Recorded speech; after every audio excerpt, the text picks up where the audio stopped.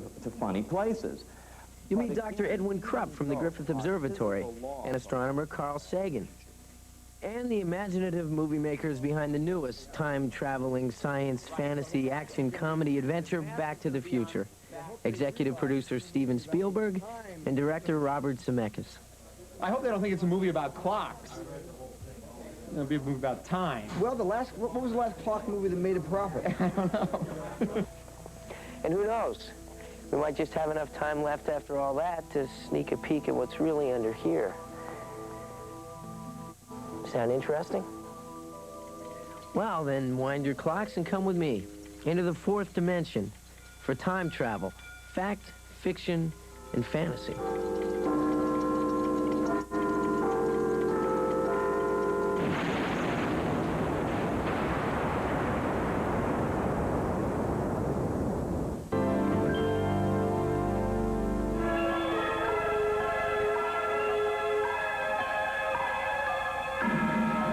Everyday time is it only goes one way, toward the future.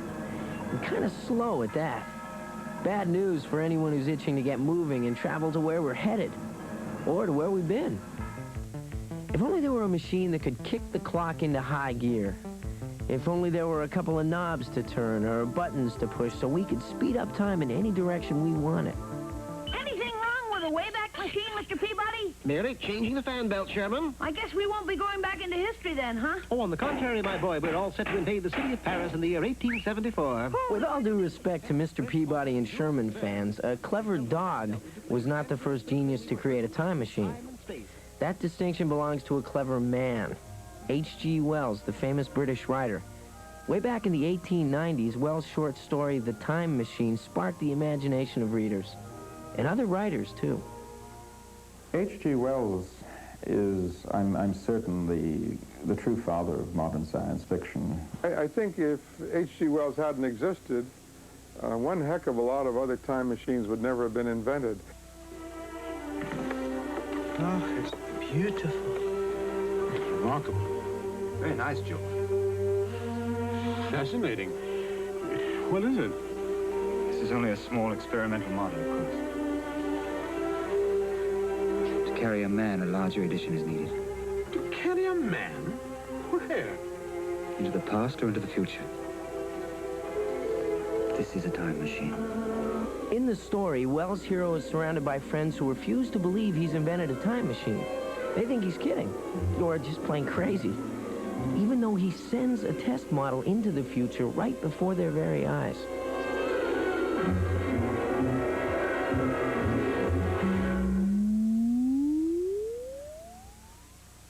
What amazing places does H.G. Wells take us to in his machine?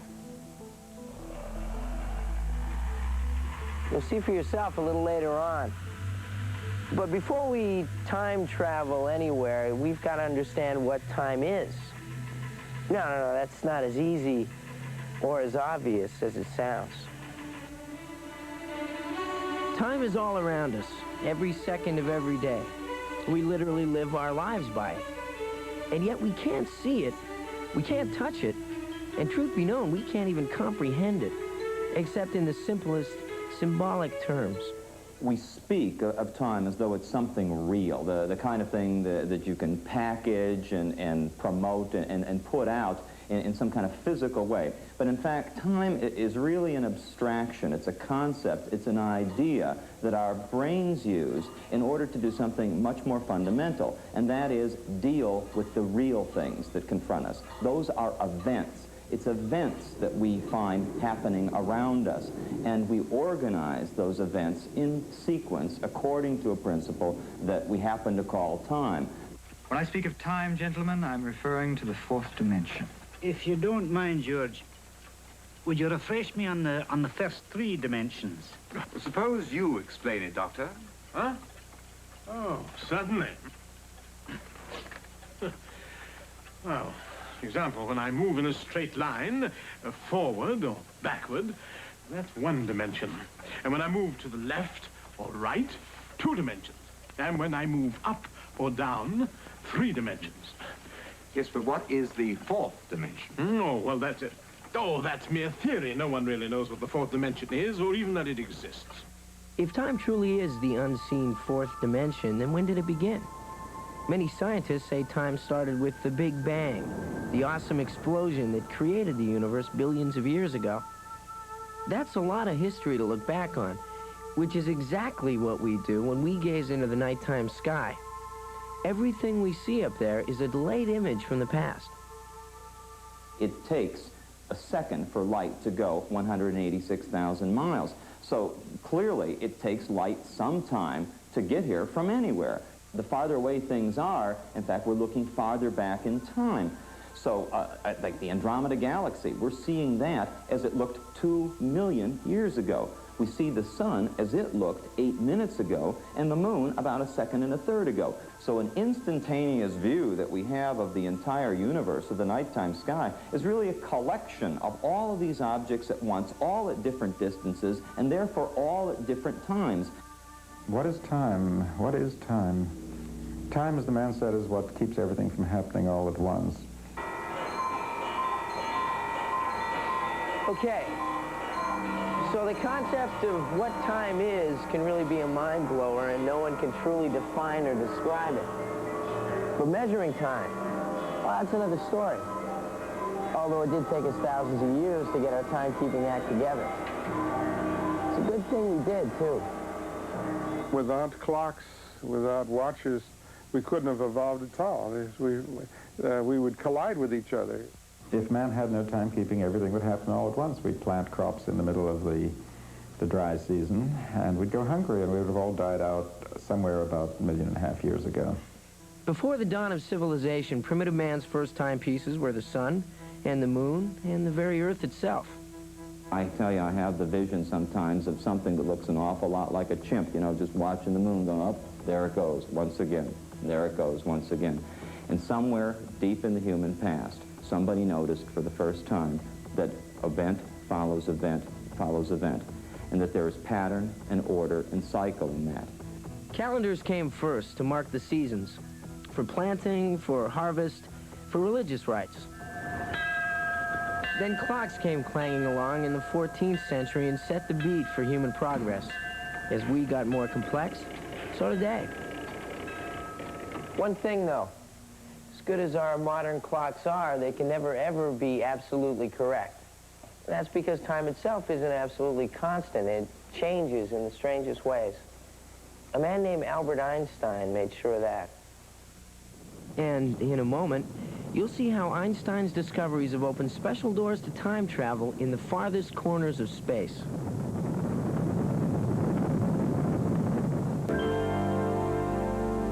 Gentlemen, I am talking about traveling through time in a machine constructed for that very purpose. If the notion of traveling through time in machines seems impossible to you, just stop and think for a moment. Think how far we've come, traveling through space in machines. We've sent probes past Saturn's rings and onto distant stars. We've worked in orbit above the Earth, setting the stage for manned exploration of the solar system. We've even left our footprints and tire tracks in the dust of the lunar landscape. Now, just imagine how impossible all of that would have seemed 80-odd years ago, when movie audiences sat wide-eyed watching a movie called Journey to the Moon.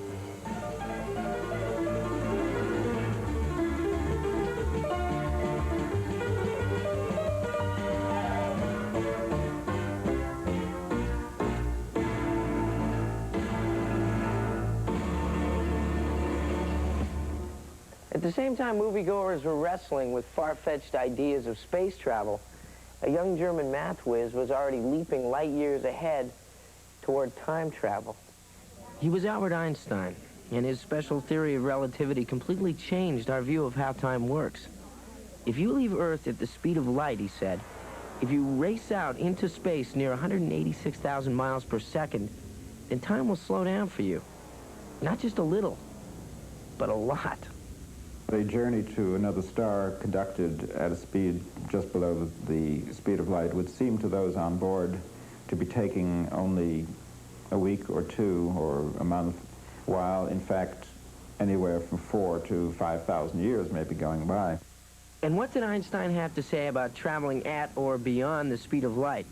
Would it stop time, throw it in reverse? No way, said the good doctor. Nothing can go faster than light. It's not as though some police officer has put up a sign and said, you know, speed limit, 186,000 miles a second. The reason that we say you can't go faster than the speed of light, we don't see anything going faster than the speed of light. And we've looked. I mean, we look all over the place for things that could possibly exceed the speed of light. And so experimentally, we don't find anything. Einstein's special theory of relativity only permits time travel into the future. But what about going backward as well as forward? Well, some scientists believe that two-way time travel is possible inside one of the greatest mysteries of the universe, inside black holes. Nobody's ever seen a black hole, but evidence is they do exist. There's stars that have burned themselves out and collapsed inward to create a center so dense and gravity so strong that nothing can escape, not even light. Now, theory says that a black hole might be like a cosmic drain, sucking up whole chunks of our universe and shooting them through to other universes and other times. If we could figure out a way of moving into a particular zone in this black hole and coming out again, there's nothing in the theory to tell us that we couldn't, in fact, then travel in time. That's what that space and time inside the black hole does. It provides trips, if you like, to funny places. Clearly, we're dealing with some very exotic physics and some very extreme circumstances and some technology that is well beyond anything that we can practically imagine now. Whether we use black holes someday or machines or whatever, you and I may have to wait a while before we can actually physically travel back and forth in time. But that's okay, because we already have another easier way to visit any part of time we like, whenever we like. No, not inside this machine. Inside this one, the imagination. I think there is no limit to the imaginative, speculating mind. That's the wonderful thing about really good science fiction, that it takes you to the limits of the universe and beyond, right on through. Our own bodies are time machines that carry us from one moment to the next. But our minds can imagine times that are far in the future and times that are far in the past. Modern science fiction writers like Ray Bradbury and Robert Silverberg have made time travel a permanent part of our literature. But they were the first to journey in and out of the pages of time. Some of history's best authors have done their share of time traveling too, like Washington Irving with Rip Van Winkle, and Charles Dickens with his classic story, A Christmas Carol, the time travels of Ebenezer Scrooge, confronted on Christmas by his long-dead partner, Jacob Marley. Get ready for ghosts, Marley warns. They're coming to show you the evils of your past, present, and future. It's all humbug, I tell you.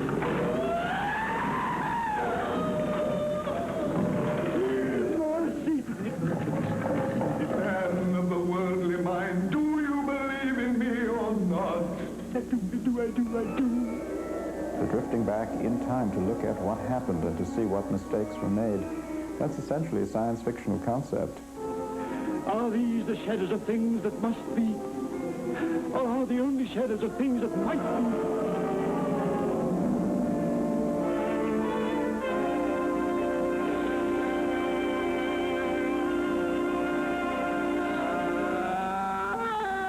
In the end, it's a ghostly visit to the dark future, not the distant past, that turns old Scrooge around. One look at his own tombstone, and suddenly it's Mr. Nice Guy. Generous, thankful to be alive, worthy of a second chance in the world of the present. I must stand in my head. I must stand in my head. A peek at the future. It's almost everybody's dream. And Charles Dickens knew it, just as all good fiction writers do. There's only one thing we ever talk about. Every day, every hour of the day, every minute of the day. That's the future, isn't it? What are you going to have for lunch? What are you going to have for dinner? The immediate future. Who are you going to fall in love with? Who are you going to marry?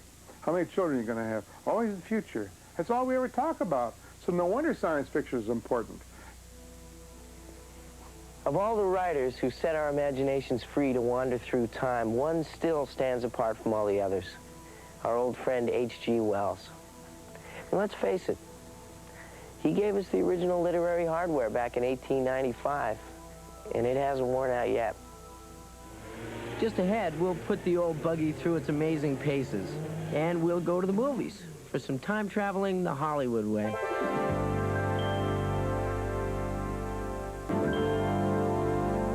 When Herbert George Wells first wrote The Time Machine, he hated it. He didn't like the style, the concept, or the characters. So he did the whole story over again. And in the process, he gave human imagination a way to break through all the barriers of natural law, right on into the fourth dimension of the mind. 13 years had passed. 14, 15, 16. And then suddenly the light was gone. What had happened? In the year of 1917, I stopped. You look rather silly without your mustache, old man. Were you addressing me, sir? Philby, it's George.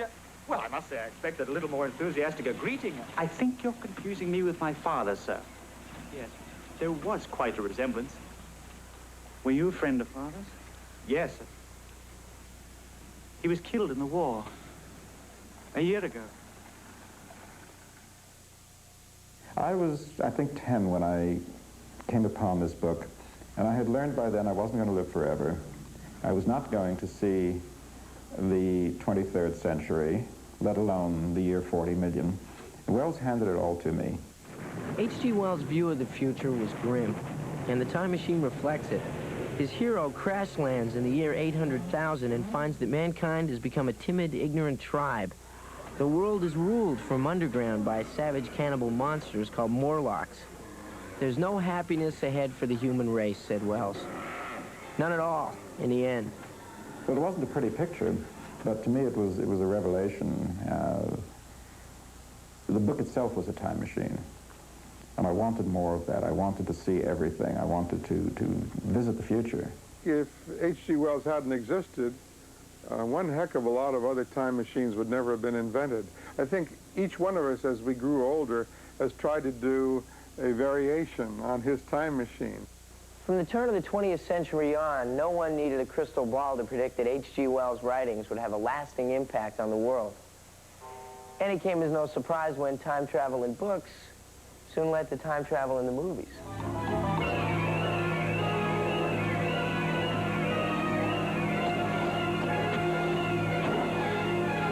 One of the most imaginative and appropriate films is Time After Time.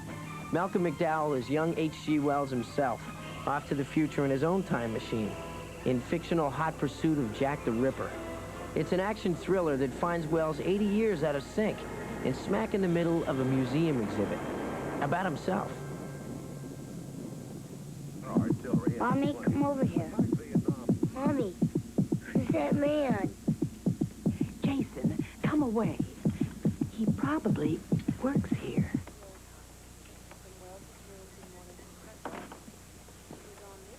Hey, you.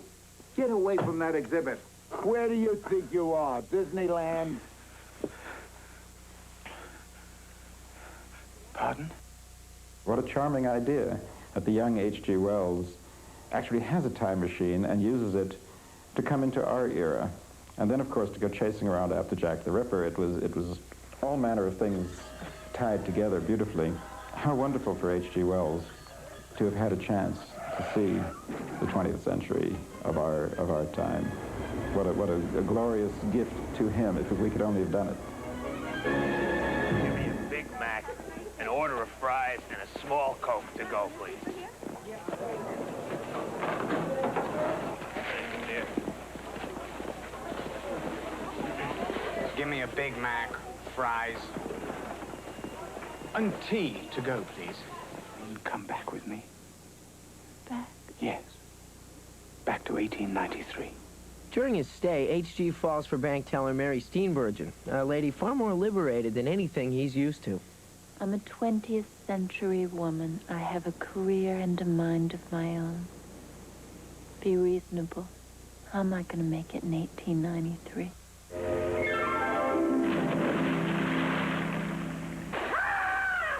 In 1946, Jimmy Stewart jumped into time traveling of a far different kind. In the Frank Capra classic, It's a Wonderful Life. The story of George Bailey, a small-town banker facing jail, saved from suicide on Christmas Eve by Clarence, his guardian angel. Yeah, so you still think killing yourself would make everyone feel happier, eh? I wish I'd never been born. Oh, you mustn't say things like that. You... Wait a minute. Wait a minute. That's an idea. Clarence arranges for George to see the future as it would be if he'd never existed. And of course, everything is different. The once sleepy little town has suddenly gone all wrong. And its warm-hearted people have turned as cold as stone.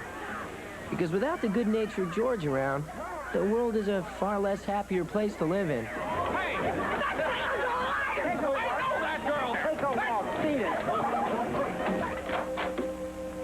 Well? Mother. Mother, what do you want?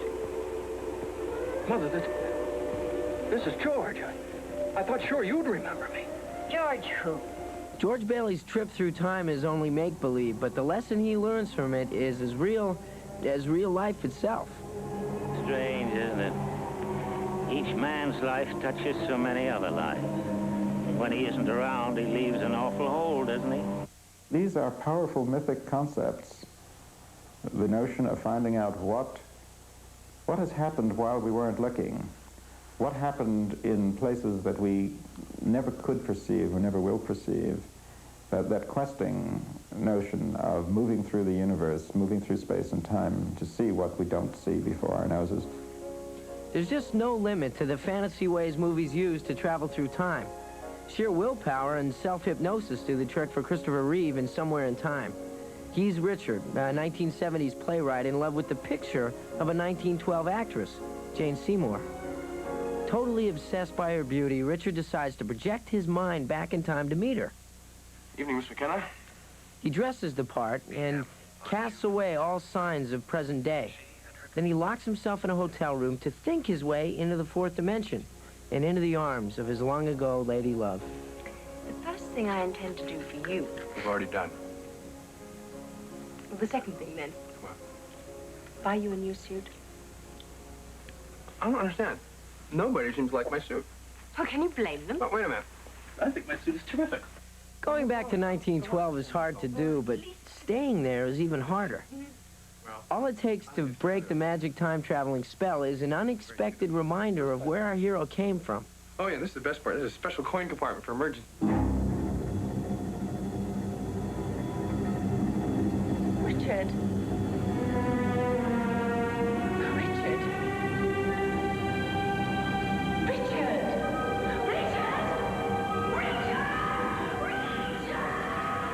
Richard would have been much better off with a time machine. They're more reliable. Yeah, except, of course, the one that Buster Keaton got stuck in his head during a side trip into TV's Twilight Zone. The helmet was supposed to take Buster to a quiet and restful destination in the future, but instead dumped him in a modern world that was too busy making progress and noise and pollution to ever let anybody relax. Back to the drawing board, Buster. What kind of time machines are movie makers building to send audiences of the 80s into the fourth dimension? This is it, right here. And in a moment, you'll see it in action for yourself as we unveil Hollywood's latest trip through time.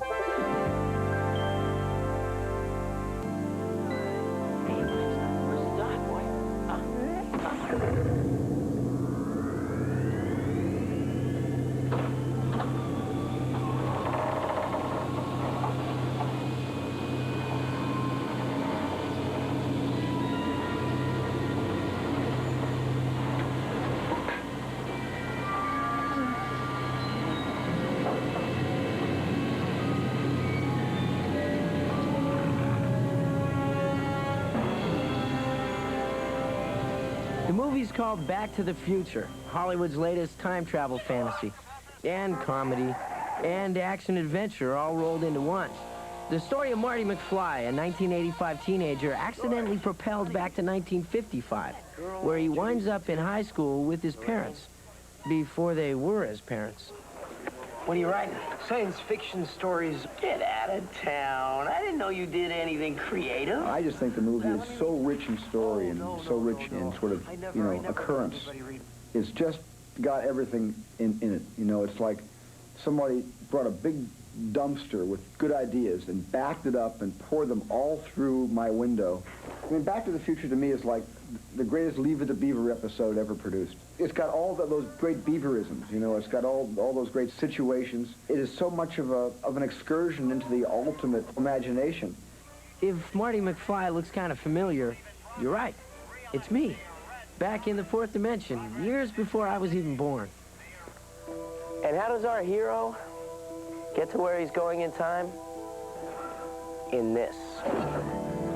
The most fantastic, flashy, four-wheel time machine in the history of movies. One that might even make H.G. Wells green with envy.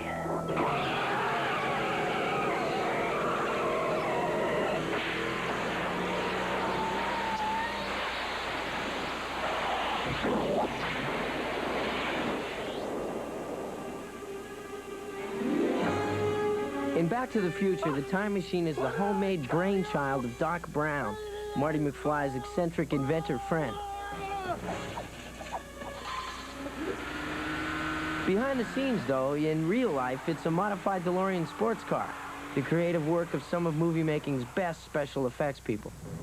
One of the large projects that we've had to do here for Back to the Future has been the DeLorean time machines.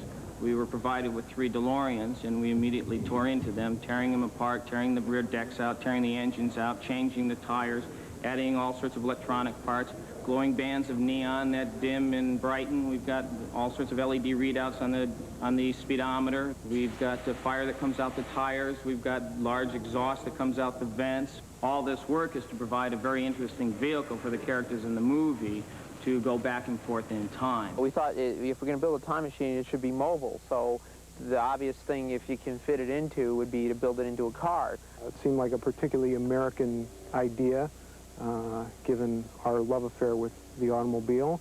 We went out and bought parts in junkyards and stuff like that, and attached them to the car and said, that looks good or that doesn't look good, or let's put some lights here.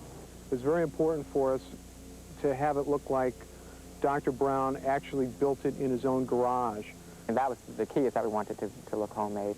So when you see the time machine, there's soldering weld marks on it, wires are taped on, stuff is just really kind of done together with spit and sealing wax, which is the way real inventors throw things together.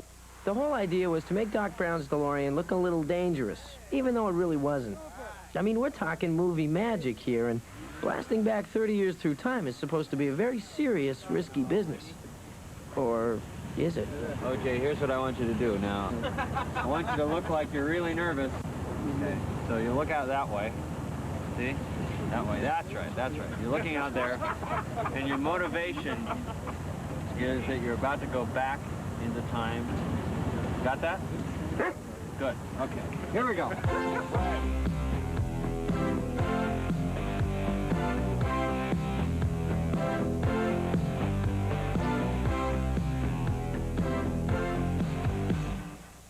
One of the trickiest things about making Back to the Future was recreating the same single town in 2 different decades, 30 years apart. It meant that a whole movie company had to transport itself and its collective imagination through time in both directions at once. So much has changed when you start going back 30 years that it took a lot of construction and, of course, the obvious things like period cars and wardrobe and things like that. But I think the fun in our movie is that you'll see everything in the 80s and you probably won't be paying a lot of attention to it. And when you go back, you'll see everything, but it's all been changed. Do you know where 1640 Riverside... Are you gonna order something, kid? Yeah. Give me a tab. Tab? I can't give you a tab unless you order something. Right, give me a Pepsi free. If you want a Pepsi, pal, you're gonna pay for it. When I see movies about a period, a period in history that's before my time, you sort of you subtly get educated by things, and you say, wow, they didn't, like you say, they really didn't have sweet and low, and my God, look at that, you needed a bottle opener to open up a bottle of Pepsi, and it was like, that was the kind of thing that you forget about, and that we're, hopefully we'll teach the younger audience about, and the older audience will sort of have a nostalgic sort of memory of that. my job would be is to design the contrast into the show, to show the very strong differences between the 1985 look and the 1955 look. And consequently, when you do all this detail, it takes a lot of time and a lot of, money. When the overall ambiance is there, it catches the flavor and feel of the period. Don't have nobody to call my own. Please turn on your magic beam. Mr. Sandman, bring me a dream. At the heart of Back to the Future is the old and bewildering question, and that is, if we can go back in time, can we also change the shape of things to come once we get there? When we return, we'll look for the answer from experts like Dr. Carl Sagan, and you'll see for yourself how Hollywood has tampered with time. Time and time again.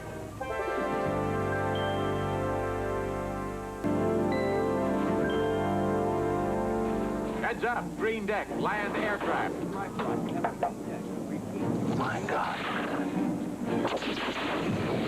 Suppose a modern U.S. Navy aircraft carrier steamed into a strange magnetic storm, and suppose that storm sent the carrier back in time, back to December 1941, directly into the path of the Japanese fleet, on its way to attack Pearl Harbor. Now, if you were the skipper, would you sink the Japanese and completely change history, or would you move aside and let Pearl Harbor happen right on schedule?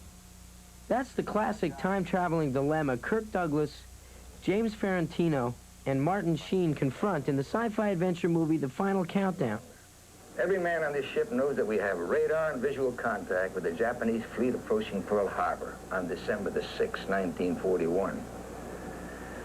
Now, what do we do about it? Skipper, what we do about it is blow them out of the water. The USS Nimitz declares war on the Japanese Empire? That's what we've been doing. But they haven't attacked Pearl Harbor yet. The only evidence we have that they intend to is in the history books. It opens up some amazing possibilities. Think of the firepower of the USS Nimitz back in 1941. What kind of possibilities, Mr. Lasky? Possibilities for the future, Mr. Owens. Think of the history of the next 40 years. Could a time traveler really alter history, either on purpose or somehow by mistake? Well, that's a question that's puzzled scientists, writers, and movie makers for a long time. Astronomer Carl Sagan recently showed us just how hard the answer is to come by on his TV series, Cosmos. We travel into the future, although slowly, all the time. But what about the past? Could we journey into yesterday? Many physicists think that this is fundamentally impossible, that there is no way we could build a device which would carry us backwards into time. Some say that even if we were to build such a device, it wouldn't do us much good, that we couldn't significantly affect the past. For example, suppose you traveled into the past and somehow or other prevented your own parents from meeting. Why, then you would probably never have been born, which is something of a contradiction, isn't it, since you're clearly there. Go to it, kid. In Back to the Future, Marty McFly faces Dr. Sagan's time paradox, making sure his parents get together in high school in 1955 so that he himself will be around come 1985. There's somebody I'd like you to meet. Lorraine? Oh, I'd like to meet my good friend, George McFly. Hi. It's really a pleasure to meet you. how's your head? Oh, good. Fine. Oh, I've been so worried about you ever since you ran off the other night. Are you okay? No, it's hurting. I'm sorry, I have to go. Come on! Isn't he a dreamboat? Doc, she didn't even look at him. This is more serious than I thought. Apparently your mother is amorously infatuated with you instead of your father.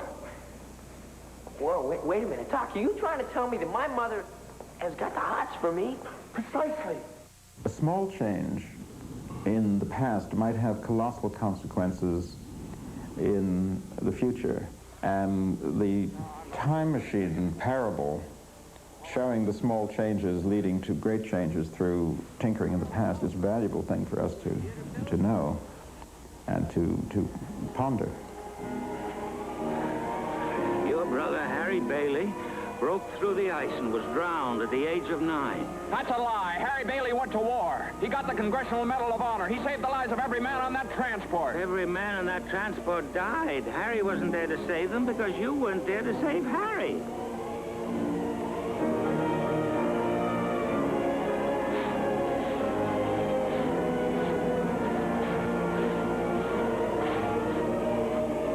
You see, George, you really had a wonderful life. Don't you see what a mistake it would be to throw it away?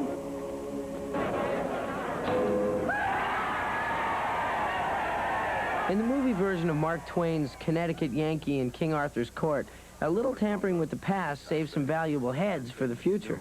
Hank the Time Traveler, played by Bing Crosby, has been sentenced to execution, and so is King Arthur. But Bing and the King aren't dead yet. Not as long as they've got a farmer's almanac from Hank's home base in time, the early 20th century. Suppose if thou could extract another miracle from my book of wonders. Take an awful big stunt to get us out of this. Take just about the biggest... Wait a minute. If I remember right, what day is this? The 21st day of June in the year 528. I think then, sire, I have your miracle. Now listen, all of you. Unless the king and I and the rest of these prisoners are freed immediately, I shall blot out the sun and it will never shine again. All right, very well. You asked for it then. Now with a few well-chosen words, I shall blot out the sun forever. Walla Walla, Washington. Punxsutawney, Pennsylvania. Save us, almighty sorcerer! Free him! I free him! Set the prisoners free! Only all the outs in the free.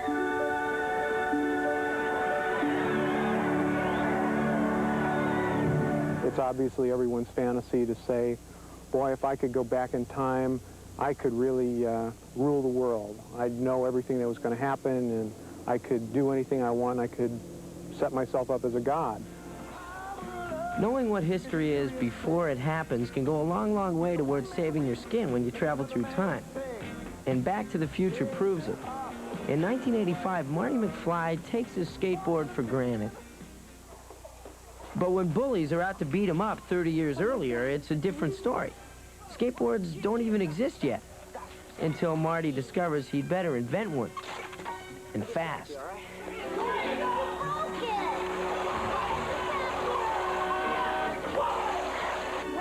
Look at him go!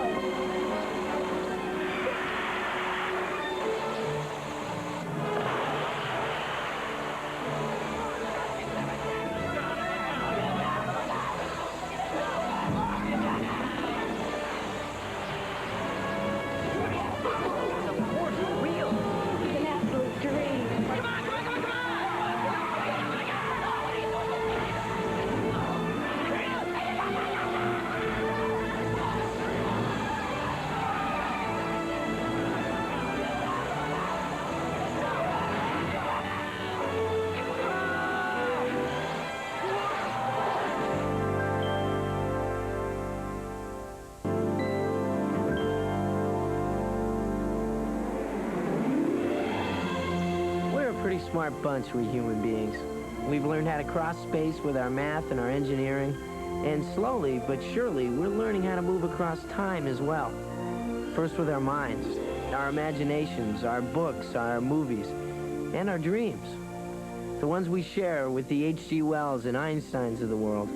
Dreams that might one day give us a real machine to tame the fourth dimension and all the dimensions beyond it. Of course, it doesn't much matter how we travel through time, just as long as we do it. To keep the past, present, and future in proper perspective. And what will we find on the other side of the time barrier? Nothing much. Just the most incredible adventures you could possibly imagine, that's all. And all the time in the world to live them. Hey, I had to know. I've been there.